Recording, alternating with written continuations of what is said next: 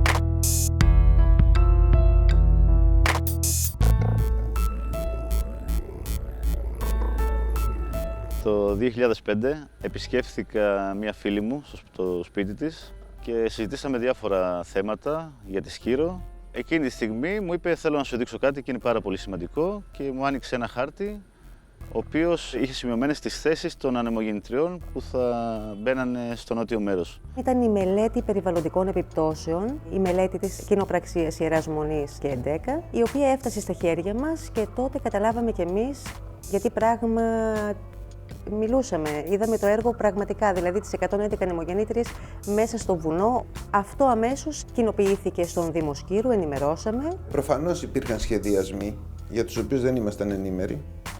Παρόλο το ότι ήμουνα δημοτικός σύμβουλος εκείνη την περίοδο, δηλαδή από το 2002 μέχρι το 2006, και προφανώς στείνονταν όλη αυτή η επένδυση, δεν ενημερωθήκαμε ποτέ. Οι εταιρείες προσπαθούν να το κάνουν αυτό το πράγμα. Αρκετές φορές όμως υπάρχουν τοπικοί παράγοντες, είτε επίσημοι είτε ιδιωτικοί, οι οποίοι προσπαθούν να αποτρέψουν αυτή την πληροφόρηση στο κοινό. Μερικές φορές και με βίαιο τρόπο. Παρόλο που η κοινοπραξία είπε ότι ενημέρωσε την τοπική κοινωνία, ξέρουμε πολύ καλά και το είδαμε κιόλας διαδικαστικά ότι ένα χρόνο μετά την κατάθεση της περιβαλλοντικής εκτίμησης φωνάξανε τους Κυριανούς για να τους πούνε δύο λόγια για το έργο. Και αυτό είναι και αντίθετο και στην νομοθεσία για την περιβαλλοντική αδειοδότηση. Η εταιρεία όχι μόνο δεν ενημέρωσε τους κατοίκους, αλλά είχε ήδη προβεί από το 2005 σε ενέργειες για την απόκτηση άδειας παραγωγής, 8 μήνες πριν τη σύστασή της και 9 μήνες πριν από την καταχώρησή της στο Μητρό Εταιριών. Η ίδια η κοινωνία μπήκε σε μια συζήτηση γύρω από αυτά τα θέματα. Έγιναν ημερίδες όπου εκφράστηκαν και οι δύο απόψεις, και υπέρ και κατά. Και εν τέλει το Μάη του 2008 επετεύθη μια παλαϊκή ενότητα όλων των Σκυριανών με βασική αιχμή την απόρριψη του συγκεκριμένου έργου. Τα μάθαμε στην πορεία πώς μπορεί να στηθεί μια τέτοια ανεμογεννήτρια. Ότι χρειάζεται ένα ολόκληρο γήπεδο για να μπει μια ανεμογεννήτρια, οπότε καταλάβαμε το μέγεθος της εξκαφής που έπρεπε να γίνει στην κάθε ανεμογεννήτρια περιμετρικά. Και βέβαια τους τεράστιους δρόμους για να μπορέσουν να φτάσουν όλα αυτά τα μεγάλα τα φορτηγά και να μεταφέρουν τα κομμάτια των ανεμογεννητριών για να φτάσουν εκεί. Για να μπορεί μία ανεμογεννήτρια να σταθεί, χρειάζεται κατάλληλο αντίβαρο οπλισμένου σκυροδέματος στη βάση της. Απαιτείται εξκαφή επιφάνειας 15x15 μέτρων και βάθους 2 έως 3, ανάλογα με τη μορφολογία του εδάφους και του μεγέθους της ανεμογεννήτριας, το οποίο είναι συνάρτηση της ισχύως της. Μια ανεμογεννήτρια νέας γενιάς των 3 ΜΒ έχει βάση όγκου 475 κυβικών μέτρων και βάρους 1.200 τόνων. Ισοπεδώνεται έκταση 1.000 τετραγωνικών μέτρων, απαραίτητη για τη συναρμολόγηση των εξαρτημάτων και τη δημιουργία αντιπυρικής ζώνης περιμετρικά της, ενώ για την ασφαλή λειτουργία του πάρκου η απόσταση μεταξύ των ανεμογεννητριών είναι τριπλάσια έως 9πλάσια του μήκους των πτερυγίων της. Κάθε ανεμογεννήτρια λοιπόν είναι ένα ολόκληρο εργοστάσιο. Άρα κάθε αιωλικό πάρκο συνιστά βιομηχανική ζώνη, αφού αποτελείται από 7 έως 12 ανεμογεννήτριες. Η εγκατάσταση αιωλικών σε υψόμετρο άνω των 1.000 μέτρων επιταχύνει τη φθορά τους λόγω συνθηκών, μειώνει τον κύκλο ζωής τους και αυξάνει το κόστος συντήρησης. Επίσης, εκτοξεύεται το κόστος κατασκευής των συνοδών έργων, επιμικρύνοντας έτσι το χρόνο απόσβεσης της επένδυσης. Μπορεί κάποιοι να θέλουν να εγκατασταθούν για να βγάλουν λεφτά 15-20 χρόνια και δεν δίνουν δεκάρα ούτε αυτοί, ούτε ό,τι εκπροσωπείται μέσα από αυτά, για το πότε θα απεγκατασταθούν. Γιατί ξέρετε πολύ καλά, όπως και όλοι μας, ότι αυτό αφορά μία εγκατάσταση η οποία θα μείνει να την καμαρώνουν κάποιες γενιές, 1000-2000 χρόνια, μέχρι να διαλυθούν μόνα τους από φυσικές συνθήκες. Κανείς δεν θα ενδιαφερθεί για την απεγκατάσταση και την αποκατάσταση του περιβάλλοντος. Διαβάζοντας την περιβαλλοντική μελέτη, καταλάβαμε ότι πολλά από αυτά που παρουσιάζονταν μέσα ήταν αναλυθή. Τα στοιχεία τα οποία χρησιμοποιούν είναι στοιχεία συνήθως από άλλες περιοχές. Και καταλαβαίνετε, από περιοχές σε περιοχή υπάρχει διαφορά κλιματικών συνθήκων. Ιδιαίτερα αν μιλάς για την Άνδρο και παίρνεις στοιχεία της Κρήτης ή άλλων νησιών. Στη Σκύρο συγκεκριμένα, τότε με τις καταγραφές που γίνανε για το πρόγραμμα LIFE, διαπίστωσε η ορνηθολογική εταιρεία ότι στη Σκύρο και ειδικά στο νότιο τμήμα, που έχει ένα εκτεταμένο δίκτυο με βραχώδεις ακτές, απότομες ακτές, υπάρχει ουσιαστικά η μεγαλύτερη αποικία του μαυροπετρίτη στην Ελλάδα, που αυτόματα σημαίνει ότι είναι η μεγαλύτερη αποικία στον κόσμο. Γνωρίζουμε ότι οι αιωλικοί σταθμοί ανεμογεννήτριες έχουν σοβαρές επιπτώσεις κυρίως στα αρπακτικά πουλιά, όπως είναι και ο μαυροπετρίτης. Για να βρουν τη λία τους, την τροφή τους, πετάνε περίπου στο ύψος όπου γυρίζει ορότερα στις ανεμογεννήτριες. Οπότε έχει παρατηρηθεί από τη βιβλιογραφία διεθνώς ότι τα αρπακτικά πουλιά είναι τα πιο ευάλωτα σε εγκατάσταση ανεμογεννητριών. Όντως, υπάρχουν πουλιά τα οποία χτυπάνε πάνω στις ανεμογεννήτριες και σκοτώνονται. Όμως, εάν σκεφτεί κανένας πόσες άλλες αιτίες θανάτων πουλιών υπάρχουν και τις συγκρίνει, θα πρέπει, αν απαγορεύσει τα αιωλικά πάρκα, να απαγορεύσει και τα αυτοκίνητα. Αν απαγορεύσει τα αιωλικά πάρκα, 20 φορές παραπάνω να απαγορεύσει τις γάτες. Το κτίριο της εταιρείας Εντέκα βρίσκεται στην οδό Τύχης 2 στο Χαλάνδρι και φαίνεται πως αποτελεί εκολαπτήριο εταιριών ενέργειας, αφού είναι η δηλωμένη διεύθυνση άλλων 33 εταιριών που έχουν πολλά κοινά διευθυντικά στελέχη με την Εντέκα. Αποτελεί επίσης και τη διεύθυνση των 9 εταιριών που ανέλαβαν την εγκατάσταση των 111 ανεμογεννητριών στη Σκύρο. Η κοινοπραξία αυτή, η οποία αποτελείται από τη Μονή Μεγής της Λαύρας και από την εταιρεία Εντέκα, η οποία είναι μια πολύ μικρή εταιρεία, με καταθεμένο κεφάλαιο περίπου 60.000 ευρώ. Τίποτα. Με 60.000 ευρώ και έναν μόνιμο υπάλληλο, δεν μπορεί να κάνεις επένδυση τέτοιου μεγέθους. Σύμφωνα με τον Παναγιώτη Παπασταματίου της Εντέκα και πρόεδρο της Ελληνικής Επιστημονικής Ένωσης Αιωλικής Ενέργειας, σήμερα το κόστος παραγωγής ανά μεγαβάτ ανέρχεται σε 1,5 εκατομμύριο ευρώ. Στη Νότια Σκύρο και στις 3 βραχονησίδες εγκρίθηκε η εγκατάσταση 432 ΜΒ με συνολικό επενδυτικό κόστος 648 εκατομμυρίων ευρώ. Από αυτά τα 650 εκατομμύρια, μόνο το 10% είναι αυτό που θα μπει στην ελληνική οικονομία. Μέσα από την μελέτη της Τράπεζας Πειραιώς το 2010, λέγεται ότι σε ποσοστό 89,4% των επενδύσεων που γίνονται στις ανανεώσιμες πηγές ενέργειας φεύγουν στο εξωτερικό. Γιατί φεύγουν στο εξωτερικό? Γιατί οι ανεμογεννήτριες, οι πύργοι, οι ρότορες, τα πτερίγια, τα καλώδια διασύνδεσης, τα διάφορα μηχανήματα παράγονται στο εξωτερικό. Για τη Σκύρο προβλέπουν τη Βέστας, δανεική εταιρεία, η οποία θα φέρει το κύριο όγκο των μηχανημάτων.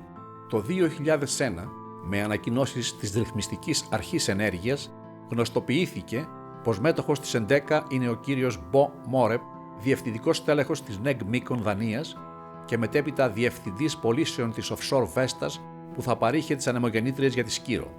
Το 2003, ο κύριος Μόρεπ σύστησε στην Ελλάδα θυγατρική της ΝΕΓ Μίκον, η οποία το 2004 έγινε μαζί με την Εντέκα βασικός μέτοχος στην καινούρια Εντέκα Αιωλική Πελοποννήσου. Στη συνέχεια εκχώρησε εξ ολοκλήρου το ποσοστό της στον κύριο Κωνσταντίνο Φιλιππίδη, κάνοντας την Εντέκα κύριο μέτοχο της Αιωλικής Πελοποννήσου. Παρ' όλα αυτά, το 2005 η ΝΕΓ Μήκον Δανίας διέλυσε τη θυγατρική της στην Ελλάδα, ισχυριζόμενη πως δεν έχει προβεί σε καμία επιχειρηματική συναλλαγή, ούτε έχει κάνει έναρξη εργασιών στην εφορία, ούτε έχει δηλωθεί σε ασφαλιστικό φορέα.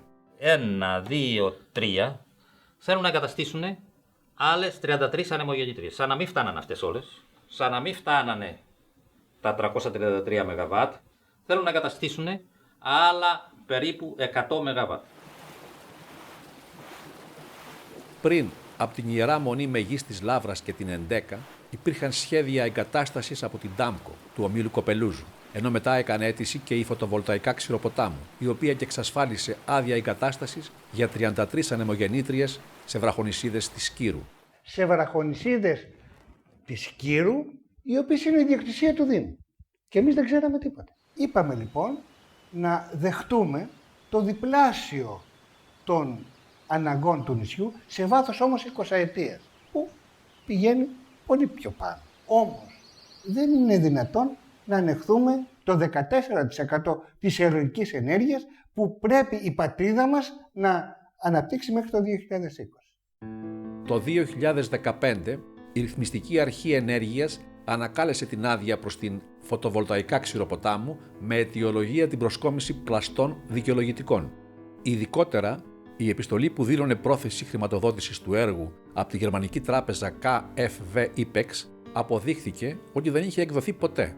Είναι τρομερό πράγμα, γι' αυτό εξαγριώνεται και ο κόσμος. Αν θα δείτε τη μελέτη διασύνδεσης των νησιών του Αιγαίου, θα φρίξετε. Υπάρχει μια μελέτη που ανοίγει από Καβάλα, πηγαίνει Μυτιλήνη, Χίο, αφήνει έξω τη Σκύρο, Εύβοια, Λάριμνα. Μελέτη του Εθνικού Μετσόβιου Πολυτεχνείου για λογαριασμό της Ρυθμιστικής Αρχής Ενέργειας έδειξε ότι η διασύνδεση των νησιών του βορειοανατολικού Αιγαίου με την ηπειρωτική χώρα έχει συγκρίσιμο κόστος με αυτό της παραγωγής ηλεκτρικής ενέργειας από τους τοπικούς συμβατικούς σταθμούς. Το κράτος, με την παράγραφο 4 του νόμου 3851 του 2010, διευκρίνησε ότι η διασύνδεση σε καμία περίπτωση δεν αναστέλει την αδειοδότηση έργων για ανάπτυξη σταθμών ανανεώσιμων πηγών ενέργειας σε νησιά και βραχονησίδες. Το 2012, η κοινοπραξία Ρόκας και η ισπανική Ιμπερντρόλα εκπώνησαν μελέτη διασύνδεσης των νησιών Λέσβου, Χίου, Λίμνου, Εύβοιας με παράλληλη ανάπτυξη 28 αιωλικών πάρκων σε αυτά. Το καλώδιο διασύνδεσης ξεκινά σύμφωνα με τη μελέτη από το κέντρο υψηλής τάσης Φιλίππων της ΔΕΗ και καταλήγει στο αντίστοιχο κέντρο στη Λάριμνα. Το κόστος του έργου ανέρχεται σε 1.850 εκατομμύρια ευρώ. Τα νησιά του Ανατολικού Αιγαίου είναι δύσκολο να διασυνδεθούν με υποβρύχιο καλώδιο. Εννοώ να τα διασυνδέσει η ΔΕΗ. Είναι πολύ μεγάλο το έργο και πολύ δύσκολο και μεγάλο και δαπανηρό. Είναι προτιμότερο λοιπόν να προσπαθούμε κάθε νησί να αποκτάει την αυτονομία του. Η παλιά επικυβερνήσεως Μητσοτάκη το 1993 υπήρξε ένα σχέδιο να συνδεθούν τα νησιά του Ανατολικού Αιγαίου με υποβρύχια καλώδια με το ηλεκτρικό σύστημα της Τουρκίας και να δίνει Λίμνο, Μυτιλήνη, Χίο, Σάμο, Ικαρία, Δωδεκάνησα. Αυτό θεωρητικά θα μπορούσε να γίνει. Αλλά οι γεωπολιτικές συνθήκες και άλλα θέματα δεν ήταν τόσο εύκολο να στηρίξει τον ηλεκτρισμό και την ανάπτυξη αυτών των νησιών στο τουρκικό ηλεκτρικό σύστημα.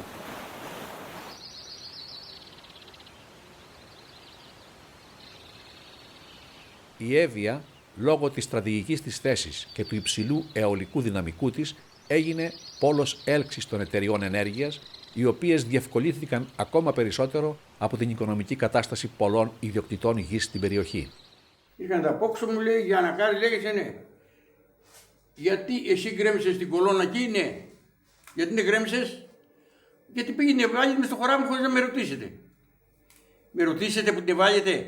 Μα ξέρεις, λέει, θα βάλω ανεμογεννήτρια, δεν ξέρω τι θα κάνετε. Τώρα ή πληρώστε με ή πάρτε την από εκεί. Ήρθαν μεμονωμένα σε επαφή, όχι με ολόκληρα χωριά, έπιασαν τον καθένα χωριστά και έκαναν συμβόλαια ανάλογα με τα συμφέροντά τους, χωρίς να λάβουν υπόψη τα συμφέροντα των κατοίκων. Τα περισσότερα από αυτά τα συμβόλαια είναι αμφιβόλου καταλήξεως, δεδομένου ότι οι άνθρωποι αυτοί δεν συμβουλεύτηκαν νομικούς και υπέγραψαν οτιδήποτε τους έφεραν μπροστά τους. Εγώ παίρνω 350 ευρώ. Εγώ δεν βγαίνω με τα 350 ευρώ. Να πληρώσω χαράτσι, να πληρώσω νερό, να πληρώσω ρεύμα, να πληρώσω τα χάπια που παίρνω, να πληρώσω το τηλέφωνο. Δεν βγαίνω με 350 ευρώ. Γι' αυτό ο καθένας σου λέει, ας το πάρει, βάζουν κολόνες εκεί, να πάρει και 5 ραγμές. 350 ευρώ το στρέμμα. 100 δεξιά, 100 αριστερά. Εκεί που θα μπει η ανεμογεννήτρια, 100 δεξιά, 100 αριστερά. Για να πάρει στρέμματα. Τώρα ακούσαμε ότι ο Κοπελούζος λέει πληρώνει 70. 70 επί 70. Και άμα δώσει πληρώσει 70 επί 70, εμάς μας αφαιρεί το 1 τρίτο από τα 350 ευρώ. Από το 1998 μέχρι σήμερα 2014 λειτουργούν και έχουν εγκατασταθεί στην Νότια Εύβοια 31 αιωλικά πάρκα ή 347 ανεμογεννήτριες. Η ενέργεια που παράγουν είναι 250 ΜΒ, η οποία μεταφέρεται με την υπάρχουσα γραμμή υψηλής τάσης. Έχουν εκπονηθεί εκατοντάδες μελέτες για πολύ περισσότερα αιωλικά πάρκα. Αυτά που έχουν γίνει μαζί με αυτά που πρόκειται να γίνουν, η Νότια Εύβοια θα έχει 80 αιωλικά πάρκα, ανεμογεννήτριες 896 και 1256 ΜΒ ισχύς. Σε αυτή τη χώρα καταναλώνουμε την ημέρα περίπου 5 με 6.000 ΜΒ και έχουμε εγκατεστημένη ισχύ πάνω από 16.000 ΜΒ. Λιγνίτης, φυσικό αέριο, ανανεώσιμες πηγές. Όταν μια χώρα έχει υπερπληθώρα ενέργειας, για ποιο λόγο αποτελεί προτεραιότητα να δοθούν άδειες και για καινούργια αιωλικά και για καινούργια αιωλικά και για καινούργια αιωλικά, τα οποία δεν χρειάζονται, δεν συμβάλλουν σε τίποτα, αντίθετα απομυζούν πόρους που μπορούσαν να πάνε στην αγροτική οικονομία ή σε κάποιες άλλες παραγωγικές δραστηριότητες, έτσι ώστε η χώρα να ανακάμψει από την μεγάλη ύφεση που τις έχουν επιβάλει με τις μνημονιακές τους πολιτικές. Αυτή τη στιγμή βρισκόμαστε στο άκρο της Εύβοιας, στη Νότια Εύβοια. Ήταν μια περιοχή, θα έλεγα, φυσικού κάλους, ιδιαίτερου φυσικού κάλους. Με ποια έννοια? Ότι δεν έχει ίσως δεν είναι τόσο δασοσκεπής, δεν είναι τόσο πράσινη, αλλά έχει τοπία τα οποία με ποιητικούς όρους, για να χρησιμοποιήσω κάτι που είχε πει ο ποιητής Γιώργος Χρονάς, είναι ένα εργοτάξιο εξαιρετικών αισθημάτων. It's not so nice to see it for hikers. It's destroy the view on the mountains. We are looking for places where are less windmills or no windmills, but I think that's a dream. I think tourists will stay at home or don't go to places where are a lot of windmills. Αυτές οι εταιρείες, Terna, RF Energy και Enel Κοπελούζος, φτιάχνουν ιδιόκτητα δίκτυα υψηλής τάσης, τα οποία θα είναι πάρα πολλά χιλιόμετρα. Δηλαδή θα είναι 22 χιλιόμετρα για τις δύο πρώτες εταιρείες και για την τρίτη εταιρεία θα είναι 16 χιλιόμετρα. Επίσης θα έχουν υποσταθμούς δικούς τους, 3 υποσταθμούς η πρώτη εταιρεία και οι άλλες δύο θα έχουν 4 υποσταθμούς. Το δίκτυο των δρόμων πρόσβασης είναι τεράστιο. 80 χιλιόμετρα δρόμοι θα είναι για τις εταιρείες του Κοπελούζου και Terna, δρόμοι πρόσβασης προκειμένου να πάνε τις ανεμογεννήτριες στα σημεία εγκατάστασης. Και επίσης θα είναι πολύ μεγάλο το δίκτυο της μέσης τάσης, θα είναι γύρω στα 150 χιλιόμετρα δίκτυο μέσης τάσης, το οποίο θα είναι υπόγειο βέβαια. Μέχρι σήμερα το 2014 δεν υπάρχει κανένα υποθαλάσσιο καλώδιο, αλλά ωστόσο σχεδιάζονται 3 υποθαλάσσια καλώδια. Το ένα αφορά τη γραμμή υψηλής τάσης Νέα Μάκρη Πολυπόταμος Πλατανιστός. Το υποθαλάσσιο καλώδιο περνά από τη Νέα Μάκρη προς τον Πολυπόταμο, απέναντι δηλαδή στην Εύβοια. Το ελληνικό κράτος παραχώρησε στην Terna Ενεργειακή και την Αιωλικά Πάρκα Ανατολής Πρινιάς το δικαίωμα χρήσης Αιγιαλού, θαλασσίου χώρου και πυθμένα και την υποβρύχια ενεργειακή ζεύξη Ραφίνας Καρίστου μέσω 2 καλωδίων υψηλής τάσης, τα οποία θα μεταφέρουν την ηλεκτρική ενέργεια των αιωλικών σταθμών που θα εγκατασταθούν στην νοτιοανατολική Εύβοια. Μέχρι στιγμής, οι δύο αυτές εταιρείες και οι θυγατρικές τους, μόνο για την εγκατάσταση των αιωλικών στη Νότια Εύβοια, έχουν πάρει κρατική επιχορήγηση μέσω του Ταμείου Συνοχής ύψους 132.291.790 ευρώ. Αυτή τη στιγμή, ειδικά η αιωλική ενέργεια δεν επιφέρει κανένα κόστος, επιπλέον κόστος στην τιμή της κιλοβατώρας. Γιατί η αιωλική ενέργεια αυτή τη στιγμή είναι αρκετά όριμη τεχνολογία που η τιμή της είναι πολύ χαμηλή και συγκρίνεται με τις τιμές της συμβατικής κιλοβατώρας που παράγεται από θερμικούς σταθμούς. Ψέματα. Οι ανεμογεννήτριες υπάρχουν 20 χρόνια τώρα. Το ρεύμα δεν είναι ευθυνέλη. Το ρεύμα ακριβένει. Περάσαμε ένα χειμώνα 2014 πολύ άσχημα γιατί δεν μπορούσαν να ανάψουν το καλοριφέρ στο σπίτι. Γενικά οι ανεμογεννήτριες δεν δουλεύουν 365 μέρες το χρόνο. Μόνο το 20 με 25%. Στη Γερμανία είναι αυτή τη στιγμή έχει κατεβεί στα 18% η απόδοση. Σε 100 μέρες δηλαδή δουλεύουν 18 μόνο. Το υπόλοιπο θα πρέπει να συμπληρωθεί. Θα πρέπει να συμπληρωθεί με άλλα εργοστάσια. Η ΜΕΤΚΑ του ομίλου Μυτιληναίος κατασκεύασε τη νέα μονάδα παραγωγής ηλεκτρικής ενέργειας με φυσικό αέριο με κόστος 219.160.000 ευρώ με γίστης ισχύως 420 ΜΒ.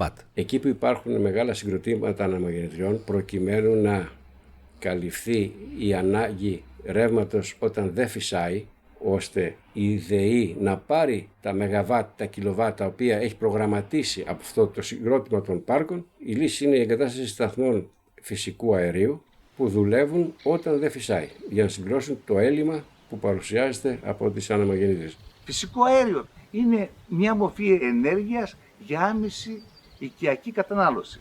Το αέριο μπορεί να έρθει στο σπίτι μας, να ανάψουμε τη λάμπα, να δουλέψει στην κουζίνα, να δουλέψει στο ψυγείο. Γιατί να το μετατρέπουμε σε ηλεκτρική ενέργεια και να έρχεται η ηλεκτρική ενέργεια στο σπίτι μας? Ερώτημα μεγάλο. Εδώ παίζονται συμφέροντα πολλά.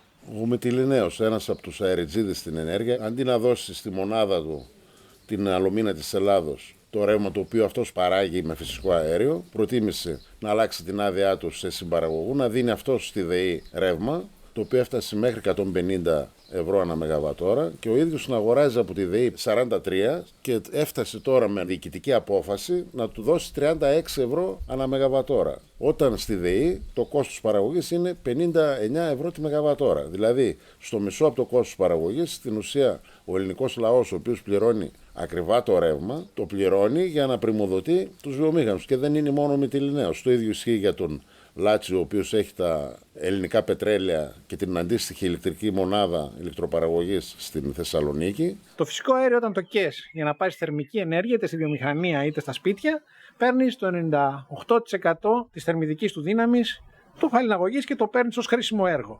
Στην περίπτωση της ηλεκτροπαραγωγής χάνεις το μισό. Οπότε για κάθε λίτρο φυσικού αερίου που καίμε η ηλεκτροπαραγωγή έχουμε στην ουσία χάσει το μισό. Και όποιο όφελος λένε για διοξείδιο του άνθρακα, ουσιαστικά και από αυτό το λόγο και από άλλους πολλούς, άμα βάλεις κάτω τα νούμερα, έχει εξανεμιστεί όταν κάνεις τη σούμα. Η Άνδρος είναι ένα κυκλαδονήσι, το οποίο έχει μια ιδιαιτερότητα. Επειδή έχει πάρα πολλά νερά, έχει διαθέσιμο νερό, έχει πολύ περισσότερους νερόμυλους για να λέφθουν στάρια, κρυθάρια και μυγάδια, από ότι ανεμόμυλους.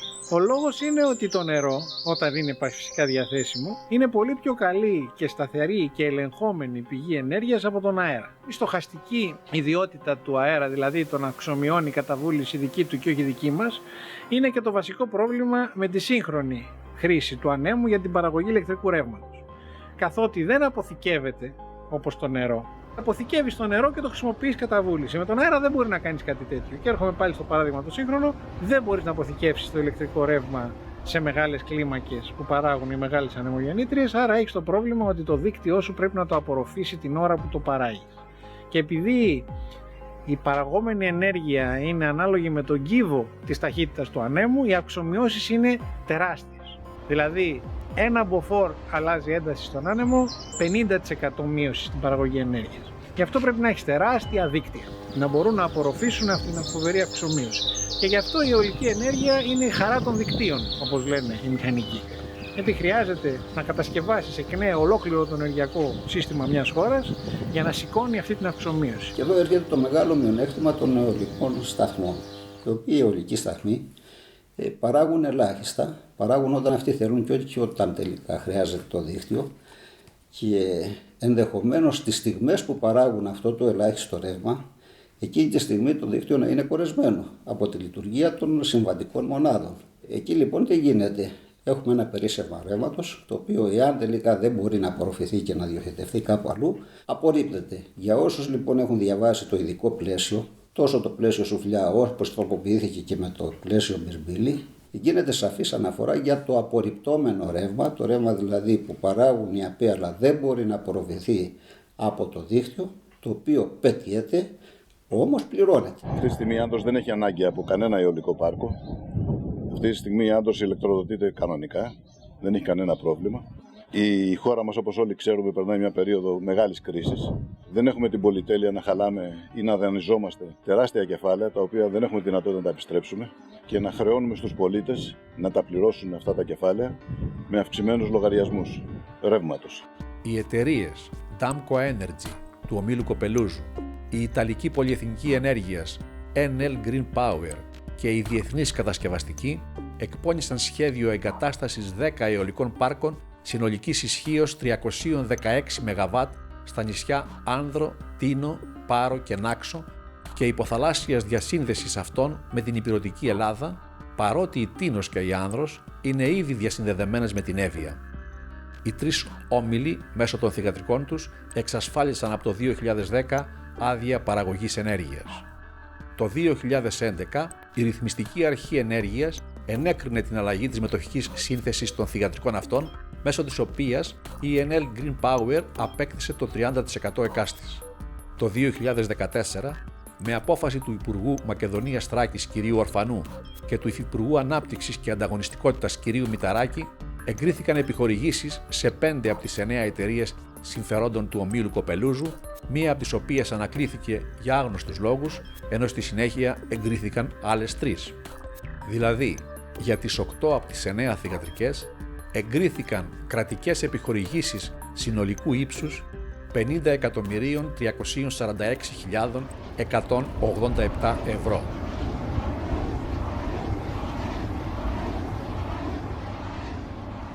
Ναι, ανεμογεννήτρες και έχουν φτάσει τα φτερά μέσα στο χωριό με κεραυνό. Μέχρι μέσα στο χωριό έφτασε τα κομμάτια. Τραβάνε τους κεραυνούς. Δηλαδή κάτοικοι εκεί πέρα, όταν έχει κακοκαιρία και βροντά και αστράφτη, ζουν με τον κίνδυνο αυτό. Βλέπεις να βγαίνουν μπρίζ, να καίγονται τηλεοράσεις, να καίγονται κομπιούτερ. Και γι' αυτό κάνουμε αγώνα ώστε όχι μακριά από τα χωριά και τις παραλίες, δηλαδή να μην είναι σε κατοικημένες περιοχές.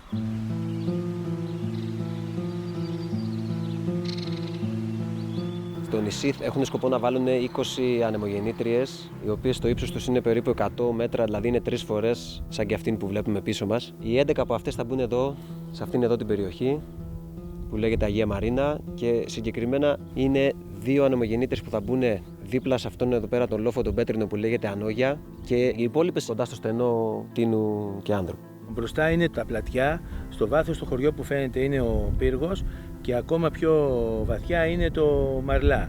Αριστερότερα από το Μαρλά, στις 2 κορυφές που φαίνονται, είναι οι 4 ανεμογεννήτριες από το 7 έως το 11 και στο μέσα βουνό είναι από το 1 έως 6 ανεμογεννήτριες που θέλει να βάλει ο Κοπελούζος. Η επίδραση που έχουν τα αιωλικά πάρκα είναι έμεση, αλλά σοβαρή. Και γιατί τα πετρώματα που συνιστούν τη γεωλογία των Κυκλάδων, αυτό το είδαμε και στην Τίνο που έχουμε δουλέψει και στην Πάρο και στην Άξο, αλλά όλα τα νησιά του Αιγαίου Πελάγους, αποτελούνται από κάποια πετρώματα πυρηγενή ή μεταμορφωμένα, που τα λέμε διερριγμένα πετρώματα. Δηλαδή το νερό κυκλοφορεί στα πετρώματα αυτά όχι από τους σπόρους τους, αλλά από τις ασυνέχειες που έχουν, τις ρογμές, τα σπασίματα. Τα αιωλικά πάρκα με τις ισοπεδώσεις, τις αγανοποίησεις που κάνουν, που εμείς υπολογίσαμε τουλάχιστον για τα νησιά, την Τίνο, την Πάρο και την Άνδρο, ότι κάθε αιωλικό πάρκο θα αχρηστεύει ουσιαστικά το 25 με 30% της λεκάνης. Αυτό είναι ένα πάρα πολύ σημαντικό ποσοστό, που σημαίνει ότι θα γίνουν ακόμα πιο δύσκολες οι συνθήκες εμπλουτισμού των υπόγειων υδροφορέων. Πρέπει να ήταν Νοέμβρης του 2013, έφτασε στα αυτιά μας η ενημέρωση ότι σκοπεύουν να προχωρήσουν και να εγκαταστήσουν αυτά τα 2 αιωλικά πάρκα. Πρώτη κίνηση ήταν να ενημερώσω την Ένωση Πολιτών Τίνου και τη Δράση Πολιτών Τίνου, 2 ομάδες πολιτών που ενδιαφέρονται για το νησί και για το περιβάλλον. Αποφασίσαμε ότι θα πρέπει να γυρίσουμε τα χωριά και να οργανώσουμε μία παρουσίαση του έργου και των επιπτώσεων που αυτό θα έχει για το νησί μας. Τόσο από αυτές τις δράσεις που πηγαίνουμε από χωριά σε χωριά και ενημερώνουμε τον κόσμο και κάναμε και συζήτηση, συντάξαμε ένα ψήφισμα, το οποίο κυκλοφόρησε και στα άλλα 3 νησιά, και πηγαίναμε από πόρτα σε πόρτα και μαζεύαμε υπογραφές. Η αντίδραση των ξένων κατοίκων της Τίνου, έχοντας και την εμπειρία από τις χώρες τους, τη δυσάρεστη εμπειρία, έρχονται στο γραφείο μου και μου λένε ότι εμείς, αν αυτά τα πράγματα τοποθετηθούν εδώ, θα πουλήσουμε τα σπίτια μας να φύγουμε. Και τώρα θέλουν να καταστρέψουν ό,τι έχει μείνει, δηλαδή τη μόνη πλουσία που έχουν, που είναι εδώ τουρισμός. Και είναι σίγουρα ότι αν γίνει αυτό το πράγμα εδώ, δεν θα μείνει τίποτα. Θα φύγουν όλοι. Υπάρχουν απόψεις θετικές υπέρ του έργου.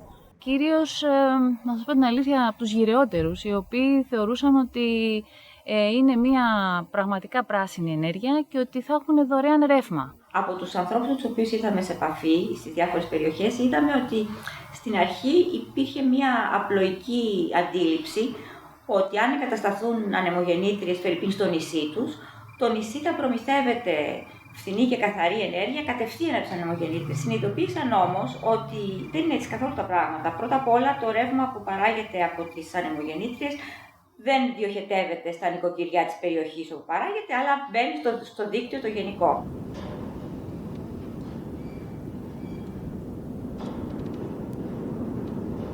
Γενικά για εγκατάσταση ανεμογεννητριών στην Ικαρία είναι μια, ας το πούμε, λίγο παλιά ιστορία. Είχε πρωτοέρθει πρόταση από έναν όμιλο, αν θυμάμαι καλά πρέπει να ήταν του Ρέστη. Είχε έρθει όταν ήμουν δημοτικός σύμβουλος στο Δήμο Ραχών το 2008. Όπου τότε είχε γίνει μια πρόταση από αυτό τον όμιλο για εγκατάσταση 110 ανεμογεννητριών στα όρια του Δήμου Ραχών. Τον Ιούλιο του 2011 βγαίνει μια άδεια από τη Ρυθμιστική Αρχή Ενέργειας ότι η εταιρεία Ίκαρος Άνεμος συμφερόντων Μυτιληναίου της δίνεται άδεια για να εγκαταστήσει 110 ανεμογεννήτριες, 3 ΜΒ κάθε μία, δηλαδή συνολικά 330 ΜΒ για την Ικαρία. Από εδώ βλέπουμε ένα τμήμα της κορυφογραμμής του Άθερα, στο οποίο σχεδιάζουν να εγκαταστήσουν ανεμογεννήτριες. Είναι ορατό το ύψωμα πάνω από τον Άγιο Ισίδωρο, η κορυφή της Προβατοκεφάλας, η περιοχή Σελάδια, το οροπέδιο της Ερυφής, τα Αμμούδια, ένα τμήμα του Ζιζόκαμπου και μετά βλέπουμε την περιοχή που είναι οι δύο ψηλότερες κορυφές της Ικαρίας, ο Τσολιάς και ο Εφανός. Από την πάνω μεριά σε όλη αυτή εδώ την περιοχή είναι το δάσος του Ράντι. Φαίνονται τα δέντρα, είναι αργή, είναι ένα αρχαίγωνο και άκαυστο δάσος, ένα μοναδικό οικοσύστημα για την Ανατολική Μεσόγειο. Όλο αυτό θα είναι με ανοιγμένους δρόμους που να συνδέουν τις ανεμογεννήτριες και πολύ μεγάλα αιωλικά πάρκα. Δεν είναι δηλαδή μια γραμμική συστοιχία από ανεμογεννήτριες, εδώ θα υπάρχουν 10 και 15 σειρές από ανεμογεννήτριες, όλες πέρα-πέρα. Αυτές οι 110 ανεμογεννήτριες, τα 330 ΜΒ, θα φύγουν για να μπουν στο κεντρικό δίκτυο. Δηλαδή υπόγειο υποθαλάσσιο καλώδιο, το οποίο θα πάει το ρεύμα στην Κάριστο. Δεν έχει σχέση με την Ικαρία το έργο. Η Ικαρία αποτελεί πεδίο εφαρμογής ενός πιλωτικού έργου και συνδυάζει αιωλικά και υδροηλεκτρισμό και χαρακτηρίστηκε υβριδικό. Το μέγεθός του, ο τρόπος λειτουργίας του, η αποδοτικότητά του σε σχέση με το κόστος κατασκευής, αλλά και η αλλίωση που επιφέρει στο φυσικό τοπίο, έχουν διχάσει την επιστημονική κοινότητα και την κοινωνία του νησιού. Οι εργασίες ξεκίνησαν το 2009 και η ΔΕΗ ανακοίνωσε ότι η εταιρεία ΕΝΕΤ θα το παρέδιδε στο τέλος του 2010. Μέχρι σήμερα, το 2016, η κατασκευή βρίσκεται ακόμα στο 85% και το κόστος από 23 έφτασε μέχρι στιγμής τα 43 εκατομμύρια ευρώ. Μάλιστα, από τον Νοέμβρη του 2014 έχει σταματήσει κάθε εργασία στο κύριο έργο και στα σύνοδά του λόγω διακοπής της χρηματοδότησης. Έπεσε η ιδέα στην Ικαρία και συγκεκριμένα στην τότε κοινότητα Ραχών Ικαρίας να εκμεταλλευτούμε τις υπερχειλήσεις του φράγματος. Έγινε ένα αίτημα προς τη ΔΕΗ και συγκεκριμένα στην Υπηρεσία Υδροελεκτρικών Έργων να καταμετρήσουν τις εισρωές και τις εκροές. Αυτό έγινε επί μία τριετία και διαπιστώθηκε ότι έχουμε υπερχειλήσεις οι οποίες πάνε χαμένες προς το θάλασσα της τάξης των 8,5 εκατομμυρίων κυβικών μέτρων νερού. Πολλοί κόσμος, ακόμα και ο σχετικός κόσμος, έλεγε το νερό που πάει στη θάλασσα είναι χαμένο νερό. Δεν είναι έτσι. Ή τουλάχιστον δεν είναι 100% έτσι. Ένα μέρος του νερού μπορεί να είναι χαμένο νερό αυτό που πάει στη θάλασσα, αλλά όχι όλο. Διότι κάποιο άλλο πρέπει να κινηθεί στο υδρογραφικό δίκτυο ακριβώς για να συντηρήσει το οικοσύστημα. Σε αυτή λοιπόν την περίπτωση, η πρόταση που υπάρχει είναι αφενός να μην κατασκευάζονται μεγάλα φράγματα, πολύ μεγάλα φράγματα, και αφετέρου τα φράγματα να έχουν λίγο ανοιχτό τον ακυρωτή πυθμένα, ώστε να φεύγει συνεχώς λίγο νερό για την διατήρηση οικολογικής παροχής, δηλαδή τη διατήρηση του οικοσυστήματος. Θα παράγει σύνολο 6,8 ΜΒ από τα οποία τα 4,1 θα παράγονται από τους στροβίλους. Το ένα είναι στην πάνω δεξαμενή, εκεί θα εγκατασταθεί ένας στρόβιλος 1,05 ΜΒ, και στην κάτω δεξαμενή, που είναι το υψόμετρο 530 μέτρα περίπου, δηλαδή έχουμε περίπου 53 ατμόσφαιρες πίεση, θα εγκατασταθούν δύο στρόβιλοι, οι οποίοι θα δουλεύουν συγχρόνως, διότι ο αγωγός πτώσεως θα έχει δύο ακροφύσια και θα τους χτυπάει συγχρόνως. Και το αιωλικό πάρκο διαθέτει 3 ανεμογεννήτριες της γερμανικής εταιρείας Energon, έχουν υδραυλικό κυβότιο ταχυτήτων και είναι 900 κιλοβάτ η κάθε μία, δηλαδή 2,7 ΜΒ. Το σύνολο αυτών κάνει 6,8 ΜΒ. Αυτό το ρεύμα είναι επαρκές να καλύψει την Ικαρία κατά τη χειμερινή περίοδο 100%. Διότι το χειμώνα η Ικαρία δεν χρειάζεται μεγάλα φορτία. Αν εξαιρέσουμε τους 2 μήνες του καλοκαιριού, Ιούλιο και Αύγουστο ιδίως, που είναι η αιχμή του τουρισμού, η ισχύς που χρειάζεται το νησί αγγίζει τα 8,5 ΜΒ.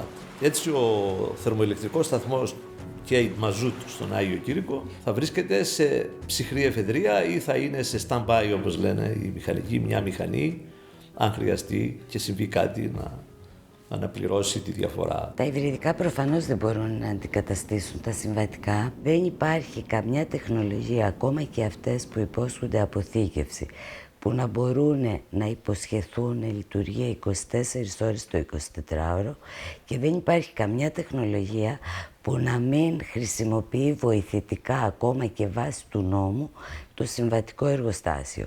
Πέρα από το ίδιο το γεγονός που είναι πια γνωστό ότι φωτοβολταϊκά και αιωλικά θέλουν μια διαρκή υποστήριξη. Εάν δεν βάλουμε τις ανεμογεννήτριες, δεν μπορούμε να κάνουμε αναστροφή του νερού το καλοκαίρι. Αυτό λέγεται αναστρέψιμο υδροελεκτρικό. Οι ανεμογεννήτριες παράγουν ενέργεια η οποία τη στέλνουν στο δίκτυο της Ικαρίας. Η ενέργεια αυτή πρέπει να καταναλωθεί.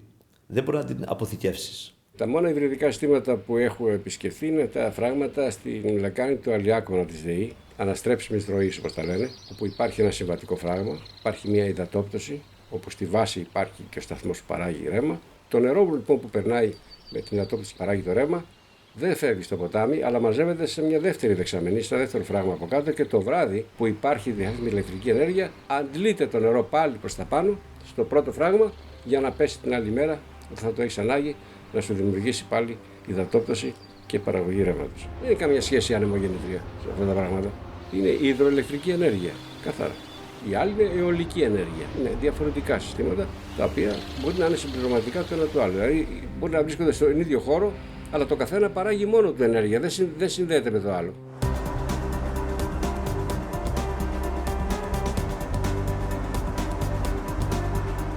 Το 2012 ο κύριος Νίκος Παπανδρέου, αδερφός του Γιώργου Παπανδρέου, μαζί με μια ομάδα από επιχειρηματίες. Με τον κύριο Παναγάκο, το μεγαλύτερο βιομήχανο και εγκαταστάτη φωτοβολταϊκών στη χώρα και εξαγωγέα μέχρι και στην Κίνα.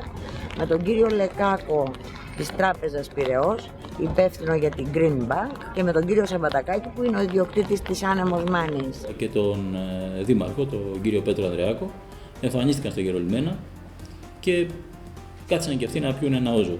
Αναρωτηθήκαμε το γιατί και ανακαλύψαμε ότι ουσιαστικά όλη η κεντρική Χερσόνησος της Μάνης είναι διάστηκτη από μελλοντικά αιωλικά πάρκα. Το σχέδιο ξεκίνησε από το 2003, από την Παναγιά τη Γιάτρησα.